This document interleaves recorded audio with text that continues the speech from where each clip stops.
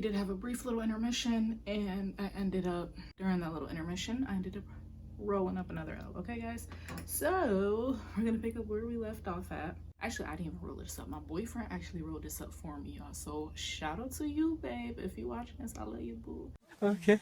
So yeah, he rolled this up for me before he just ran out the door. I did take a little intermission because I actually started recording this before I went to work, and then I didn't finish it, and it was time for me to work. We're back now, and again, we're about to smoke one, roll one. Sorry, y'all. I actually took a nap too, and I just got back up so we can finish this video so it can be posted for you guys. It is gonna go up late tonight. Sorry. At least it's still going up though. I got that club going up on Monday. I know it's Tuesday. Don't send for me. We're gonna pick up where we left off at. If you didn't already, roll you up another L. If you're still smoking on the same L, I mean, kudos to you. We moving up. Yeah, shout out to you, babe, though. For real. And guys, if you want to see my boyfriend from time to time on this channel, just, comment down below. Give me some ideas and some, video suggestions you want to see with, us two here on my channel. Because I can make that happen. I just want to, give it a little bit more time,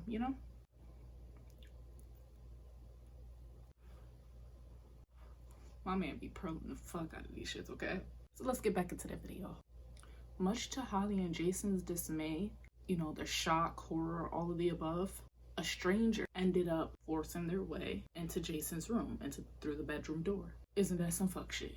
Just imagine you just got home from work, you sitting there chilling, laying in bed with your girl, and the next thing you know, within just a few minutes, you're being faced with a strange man raking into your house.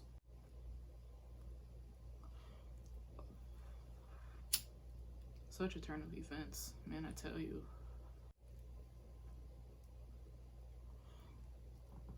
So after a few seconds of Holly, eyes adjusting on the stranger, her eyes trying to focus in on the stranger, a stranger who we know happened to be one of the Carr brothers. One of the strangers snatches the blankets and the sheets straight off of the couple, just completely exposing them. I don't know if they were in the nude at this time, but again, I do know that the blankets and the sheets and stuff were snatched off of them, and they were exposed. They were exposed to this stranger. So just a few moments, after the first stranger bursted into the room, because that's what they are to this group of friends, strangers. So after the first stranger ended up busting their way into the room, into the bedroom, another stranger, another tall stranger, came in right behind them, dragging their friend Aaron right into the room with him and tossing him on the bed with Holly and Jason. So now we have Holly, Jason, and Aaron now inside of Jason's bedroom on the bed with these two complete strangers. I can only imagine. They're completely horrified. I can only imagine. God forbid. That's why you gotta keep that thing on you, y'all. Y'all gotta keep that thing on you. Bitch, please. Because it ain't right out here. It's not right. And I don't know if y'all can tell I got a tad bit more energy because, like I said, I did take a nap when I first started filming this video. It was early as hell in the morning. It's 6 o'clock in the morning, y'all. I know I'll be trying to bust these videos out mad early, and then I'll be editing them throughout the day while I'm at work. So by the time the end of the day come, I could just upload it and it'd be there for y'all. Or if I need to, like I'm doing now, sit down, finish off the video, and get it up for y'all. So it should be up by 10 p.m, 10:30 the latest is what I'm striving for. But it definitely will be up by the end of tonight, period. Okay. I'm off topic. Let's get back into the story, y'all. So the tall stranger who had dragged Aaron into the room and, tossed him on the bed with Holly and Jason, he questioned them. He asked them, was there anybody else inside of the house with them? Making sure they, they're not the only three in the house, because, they want to make sure they gathered everybody. Now, we already know from what I just previously told y'all, it was about 5 of them in total, okay? Remember, we got Holly, we got Jason, we got Aaron, we got Heather, we got Bradley. There's a couple more people left in this house, okay? Stranger asked them, is there anybody else in the house? Now, against Holly, Jason, and Aaron's better judgment, they proceeded to tell the strangers that Bradley was asleep downstairs in his room in the basement and that Heather was asleep in one of the other rooms. What? Bro, what are you talking about, man? Honestly, had John not said shit, I'm just, the situation has already happened, but this is just me speaking, and this is just me, me thinking. I want to say shit. Like, yeah, it's a possibility that they still would, check the house anyways to look, but come on now.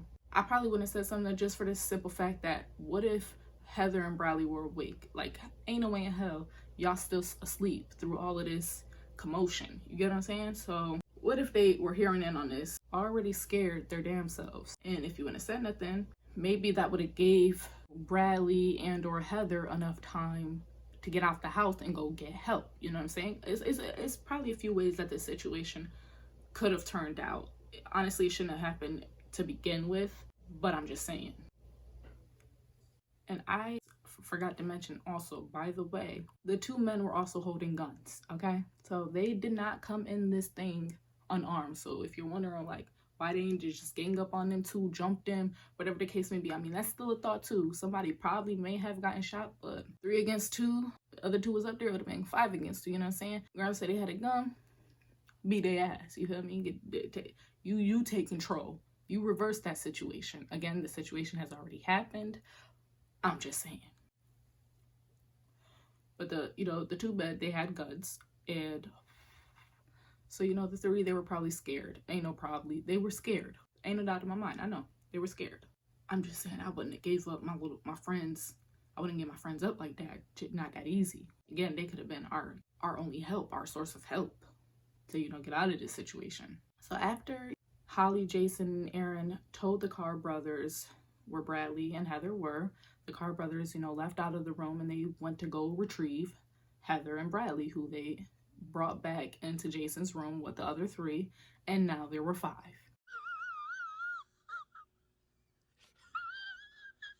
So now the whole gang is here. So once the Carr brothers, again had the whole crew there, the friends, the roommates, they realized they had no way out of this situation. They realized they had no way of going up against these 2 guys. To them, it was just no way. They had guns. They were armed.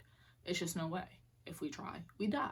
Honestly, it was a lose-lose situation. Looking at it, thinking about it, talking about it, but try. Damn it, try. Fight for your life. Try. If I'm going out, I ain't going out without a fight. Period.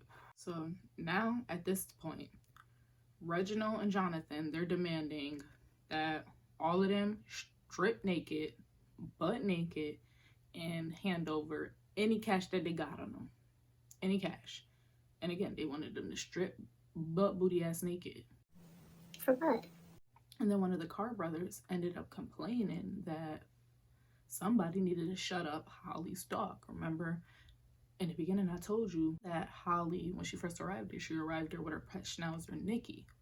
Okay, if you don't know what a schnauzer is, I'm going to insert a picture. But she showed up with her pet schnauzer, Nikki.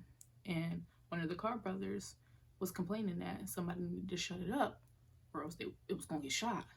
Because I guess, the dog was barking. Y'all know dogs. If there's an intruder, if there's a stranger, if they sense danger, anything like that, they going off. Might even been trying, to get at them or something. I don't know. But they told her straight up, somebody need to get your dog or it's going to get shot.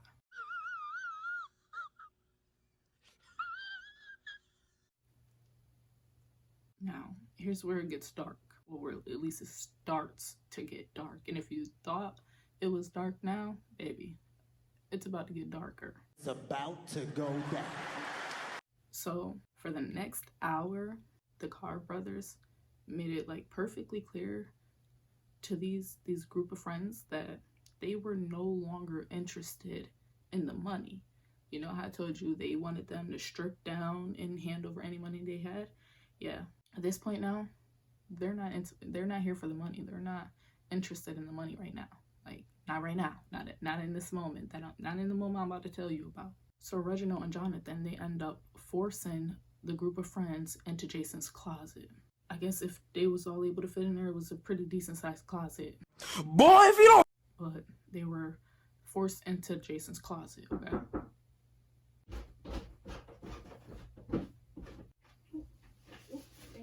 Thank you. You too. I got it. Thank you.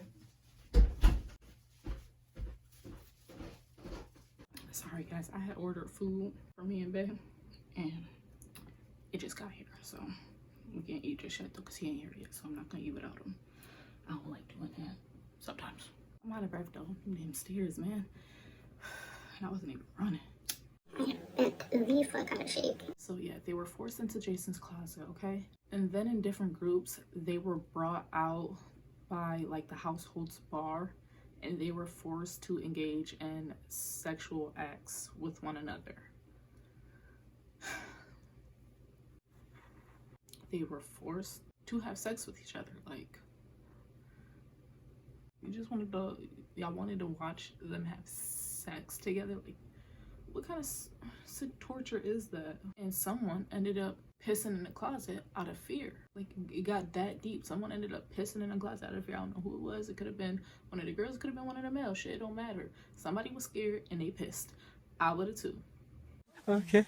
Make it not want to have sex with me. But no, I'm sorry. Like, now, throughout this whole incident, the Carr brothers forced all of the men, and then including Heather, to have sexual intercourse with Holly. So like, they had all of them taking turns having sex with Holly. Unconsensual sex, of course. Like, clearly this was not wanted. Why would it be? Unless you're a damn porn star. Now, Aaron, remember I had told you guys, Aaron, he was a priesthood student, okay? So he was into all of religion, all things holy, God, everything like that, you know? So he was not complying with doing that. He did not want to do that.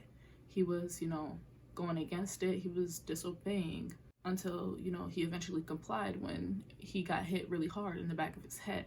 I'm not sure what they hit him with, but I'm pretty sure it more than likely was the butt of one of the guns. They had guns, so I'm more than likely sure that's what it was. But he was hit hard in the back of the head and he ended up complying and having, again, non-consensual sex with Holly. Eventually, the Carr brothers ended up sending Holly back into the closet and bringing Heather out in place of Holly. So now Holly had to endure the same horrendous treatment that Holly just had to go through. Disgusting. Really, you really gotta smoke to this one, and if you don't drink, so after the Carr brothers had literally everyone partake in their nasty plans, they then asked everybody who had ATM cards. Remember the Andrew Schreiber thing? Except he didn't have to endure this shit. I know he's blessed. You remember the Andrew Schreiber thing where, you know, he got intercepted at gunpoint and he was, you know, forced to ride around to ATMs to withdraw money. So, you know, it's kind of like the same thing with them, except they had to undergo like so much more, so much worse shit. And it's, again, it's just so disgusting, okay? It's just disgusting. They then asked them who had ATM cards, now they back to the money for now. So Reginald took each of the victims one by one to ATMs to withdraw money in Jason's pickup truck. The Carr brothers, you know, had them, forced them to withdraw as much money as they, you know, possibly could. And in total, they ended up with about $2,000 from, you know, all the victims in total. $2,000 or really for all of that $2,000, like, bro, Get a job. fuck. I mean, I know they, like I said, they had a really lengthy criminal record, but trust me, you could have got a job. You want. What the fuck are you talking about? They were just sick. They were just twisted fucks. Like, look at them. While Reginald was away, taking, you know, the victims one by one to the ATMs to withdraw money, Jonathan, back at the house, decided to take things into his own hands. And he took Holly out of the closet and proceeded to sexually assault her while Reginald, you know, again, was away. And then once he was done with her, he did the same shit to Heather. Same shit. He sexually assaulted Holly, and then he proceeded to sexually assault Heather when he was finished with Holly. And then after Holly's trip, like, poor Holly, seriously, like, poor Holly, like, poor all of them, but poor Holly, seriously.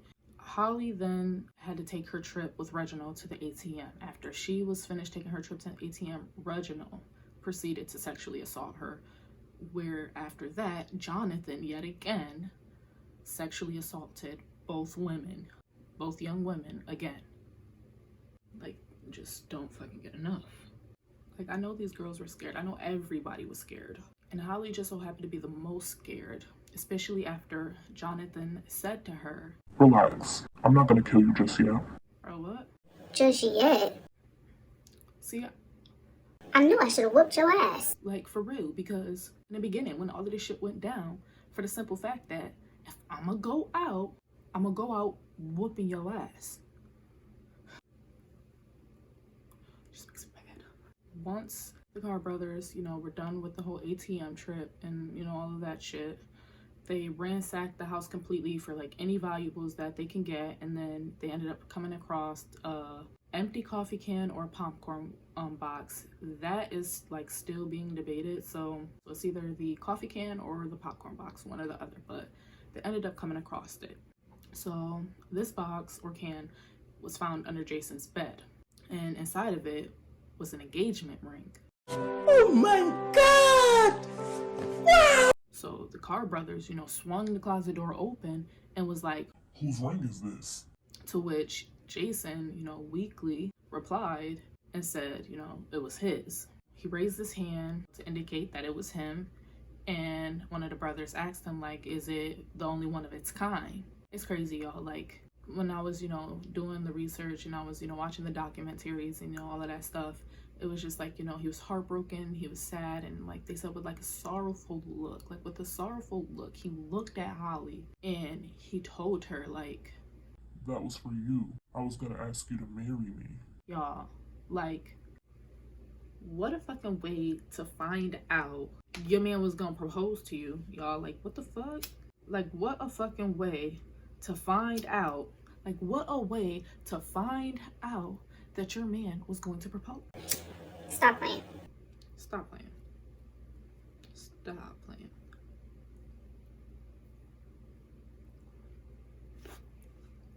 So, like, that was how Holly found out that her boyfriend was going to propose to her on Christmas Eve. And so, regrettably, that ring will never end up on Holly's finger. And that is so sad.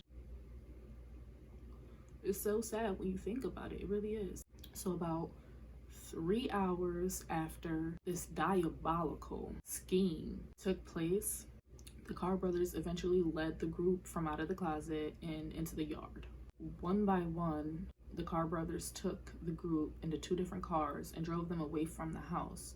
And they eventually ended up at a soccer field where they, had everybody get out of the car and go into the soccer field. This is where it gets crazy. I should put this in a bone, but I don't know. I might wait till my boyfriend get back, y'all. So they forced everybody out of the car and into the soccer field, and they forced them all to kneel.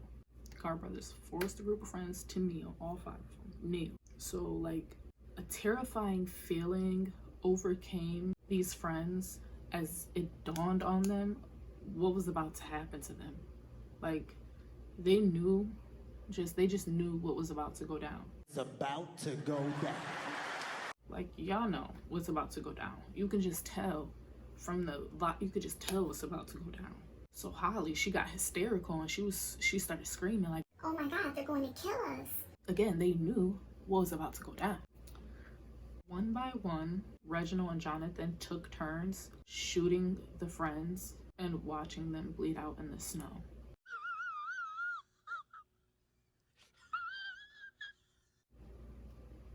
It's nighttime, so like the silence of the field, it was interrupted by their pleas, their cries. They're pleading for help because they're going to die. And it's so crazy. Nobody can hear you. Like, they intentionally took them out to a soccer field late at night. Remember, y'all, this was like around 1-2 o'clock in the morning, y'all. So Holly, again, poor Holly. Holly was last. They shot her in the back of the head and then kicked her limp body into the snow alongside her friends. After they did that, you know what these sick fucks did? They got inside the truck, Jason's truck, and proceeded to drive over each and every one of them individually. Like, the scene of the crime was absolutely horrific, okay? Despite how horrific and disturbing their crime was, these brothers could have gotten away with a perfect murder. Almost. Now, this is where things get really bizarre. Like, it's so bizarre, it's almost unbelievable. Like, this night, an inexplicable thing happened, okay? As the Carr brothers were speeding away, a disoriented Holly realized that she survived a gunshot wound. She survived the attack. Like, she had been shot in the back of her head, but the bullet itself did not kill her. Like, during this process taking place, she had managed to play dead so that, you know, her attackers would not come back. But I bet you're wondering how Miss Holly managed to make it out of this dreadful situation alive. Like, I know y'all is, because I was too. Like, What the fuck? how you did? Nobody else did though. What? Is they aim off? Anyways, I mean, thank God, but still. Well, it turns out Holly had a hair accessory. She had a hair clip in her head at the time of the shooting. It was a plastic hair clip, like, you know, one of the clips that you clip in your head when you want to put it up in a bun. You know what I'm talking about? Y'all know what I'm talking about. And it deflected the blow of the bullet. Crazy. And it's crazy to think, like, how she was just getting all dolled up and cute, and probably not even all dolled up, because again, she was just going to her boyfriend's house. She was laying in bed getting comfortable, and she just pinned her hair up to get it out of her face, get it out of her hair, not even knowing that that same hair clip was gonna save her life that same night. That's so crazy to think about. Now, despite her, you know, being alive and being disoriented and, you know, probably in, you know, excruciating pain, she managed to, like, you know, check all of her friends to see if any of them were alive. And, you know, she rolled her boyfriend Jason over to realize that blood was, you know, coming from out of his eyes. And it's sad to see your man's, like, I don't even want to think about it. And all Holly could do, you know, to help her man was, you know, in a weak attempt, was take off her sweater, you know, the only piece of clothing she had on her, and wrap it around his head to, you know, in a weak attempt to try to stop the bleeding. Now, Holly knew that her friends were all either dead or in critical condition, and she knew that in that moment, her only option was to hurry up and get away and seek help, like, as fast as she could. Holly, like, naked, lonely, cold, with a wound in her skull, you know, she managed to make it out of that soccer field, make her way to finding help. She ended up running over a mile in this 17.6 degree weather, because remember, guys, I told you in Kansas it was wintertime. Those degrees, like, the weather gets below freezing there. It was 17.6 degrees, and she ran over a mile. Okay, not only that, but she ran through snow, across a field, through a construction site, across the pond, and through a brush. Like, this is Wonder Woman we're talking about here, guys. We're talking about Wonder Woman, okay? So on her way to finding help, she finally sees a house off in the distance with, you know, white Christmas lights on them. And she, you know, she manages to make her way over fences, even some that had barbed wire on it. Just think about her state, physically, mentally, emotionally, and her doing all of this. Again, we're talking about Wonder Woman here. During this time of her doing all of this, every time a car would drive by off on the near street, she would, like, get scared. She would duck off, and, you know, she would be hiding in fear, because she didn't know if these dark cars were her attackers coming back to, you know, finish the job. She didn't know, so she would just duck off. Guys, we would too. Keep it real. We in survival mode. So, like, she had to lay down in the snow over and over and over again, numerous of times, until eventually she finally made her way to the house with the Christmas lights. Instantly, she began banging on the door, pleading for somebody to come out and help her. And a couple, they came and they answered the door, and although they were, like, shocked to see a naked, bloodied woman standing on their porch at 2 a.m. in front of them, they still got her a blanket, wrapped her up, and brought her on inside. Such sweet people. Whoever you are, God bless your soul. The couple then even offered to call the police for Holly, which, they ended up doing, of course. The couple called 911 for Holly, and Holly believed that she would die, because of the wound in her skull. She believed that she would die before the police even arrived. So she quickly recited the events that took place that night to the couple and the 911 dispatcher on the phone as quickly as she possibly could. Police quickly ended up arriving to the house, and Holly indeed was still alive. God bless her. She is Wonder Woman. So the police subsequently questioned Holly before she was immediately rushed to the emergency room, where she survived her wounds, which consisted of a fractured skull and frostbitten feet. Again, it was cold, 17.6 degrees. It was snowing. She was naked. Come on now. She got shot in the back of her head. Who you know? So yes, Holly did survive, but sadly her friends and her dog were not so lucky. And I know y'all probably wondering, like, her dog. Yes, her dog, not so lucky. After the Carr brothers had finished off with Holly and her friends, they had went back to Jason's house and finished off Holly's dog Nikki with a golf club. Oh no! Oh no! Oh no! I can't believe this! I guess they still was upset about Nikki barking at them. Earth. So law enforcement then ends up going to Jason's home, where they can secure the crime scene. So while one of the officers were outside, looking around, he noticed something really, really weird, like real strange. So it was a car driving by, BTW. It's 4 a.m. and the car is driving around in an already real secluded neighborhood that has little traffic. And then on top of it, the streets were packed with snow, making it pretty hard to drive. What you doing at 4 a.m. in this snow, in a secluded neighborhood?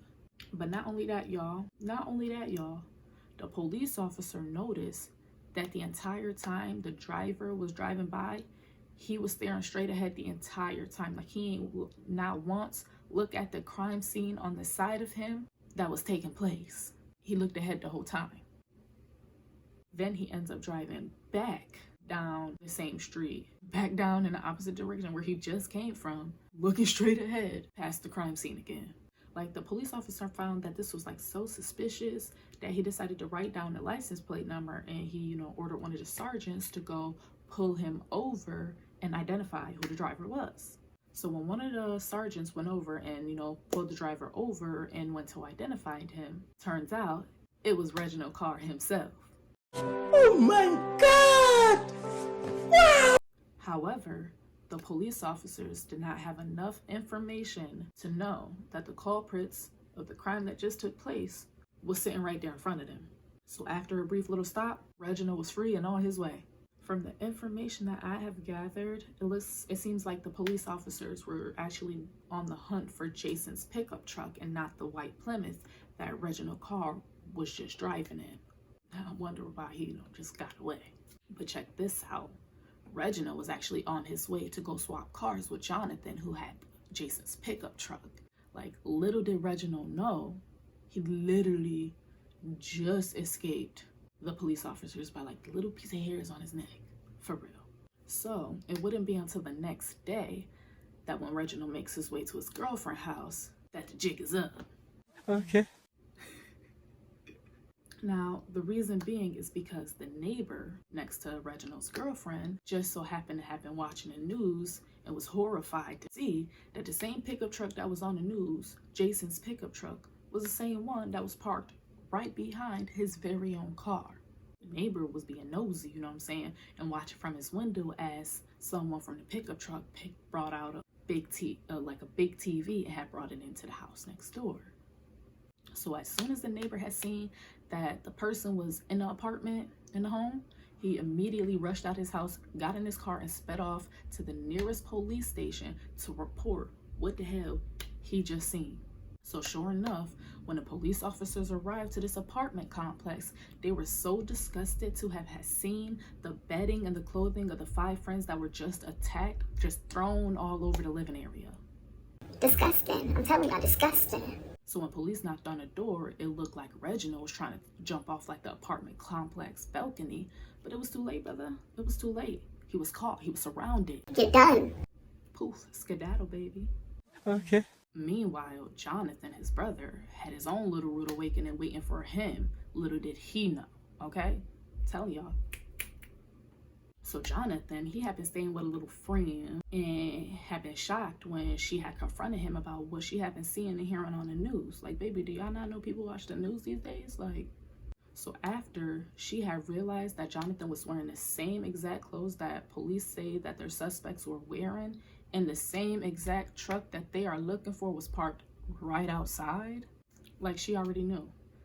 And also Reginald's girlfriend had allegedly reported to police the white Plymouth that Reginald was driving. So back to Jonathan, BTW had not thought to change his clothing because him and his brother thought they had gotten away with Quadruple homicide. like, no.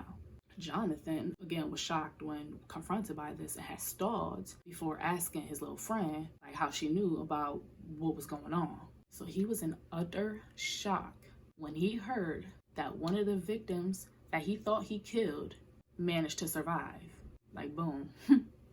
Well, to make a long story short, the police were called, and after a short foot chase, Jonathan was apprehended. Also, just to add in a bonus little detail, in the police car on the drive, Jonathan was asking the police officers, what is capital murder? How does the death penalty work? Does lethal injection hurt? Does the person feel pain? It's crazy to think how, like, you thinking about this when y'all just did all of that. Like, it's real weird. So the Carr brothers were found guilty of all the crimes that took place back in Wichita, Kansas. You look high as fuck. You can see me, that look good. The state charged each of the Carr brothers with 40 counts, including murder, and the jury gave separate guilty verdicts. Both brothers were found guilty in the Linda Ann Walenta shooting and the quadruple homicide.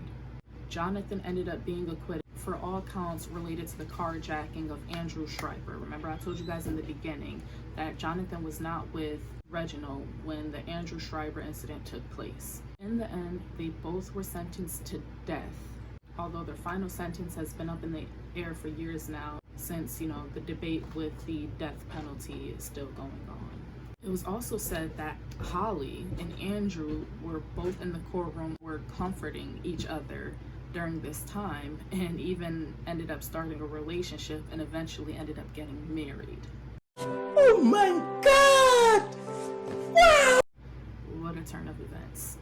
So in the end, I guess we will never really know why the Carr brothers did exactly what they did, but one of the detectives did sum it up as, we can't find a motivation other than evil. And that's some real true shit. That's some evil fucked up shit. That is the end of this true crime story. Like, it is really fucked up. So this is going up a little late. I am sorry, but at least it's going up, y'all. So you better like this video. Comment down some more video suggestions, video ideas that you want to see here on my channel. I do got some new content coming to you guys throughout the next couple of weeks, so definitely stay tuned. I do love you guys. Thank you so much for tuning in. Make sure if you aren't subscribed, you subscribe. Hit that bell, turn on your post notifications so you don't miss when I post a video. I love you guys. Peace. Bye, Blazers.